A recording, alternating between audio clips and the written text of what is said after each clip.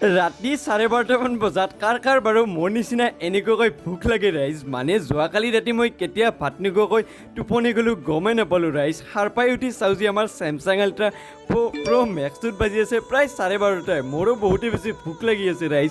আৰু এইফালে পাকঘৰত আহি দেখোঁ যে আলমাৰীটো খুলি মোৰ কপালখন ইমানেই বেছি ভাল, সন্ধিয়াই আনি থৈছিলোঁ 2 পেকেট মেগী। এইপিনে মই ভাত খাব একদমেই বেছি মন নাছিল, সেইকাৰণে ধুনীয়াকৈ কেৰাহীটোতে মেগী 2 পেকেট খুলি ল'লোঁ। তাৰপিছত মেগীৰ মছলাটো হাতত লৈ চেলেকি কোনে খাই ভাল পায় মোৰ নিচিনা কমেণ্ট এটা কৰি জনাবচোন ৰাইজ। আৰু এইপিনে আপোনালোকে ভাবিব পাৰে ৰাতি 12:30 বজাতনো মোক কোনে কেমেৰা ধৰি আছে ৰাইজ। এইপাতে মোক যে সহায় কৰি আছে। এইপিনে গেছটো অন কৰি মেগীটো ধুনীয়াকৈ মই গেছতে বহাই দিলোঁ। আৰু মেগীটো হোৱা মানে মোক ইনষ্টাগ্ৰামত আপোনালোকে ফ'ল' কৰি লওক ৰাইজ। আৰু এইপিনে মোৰ মেগী হ'ল ৰেডি।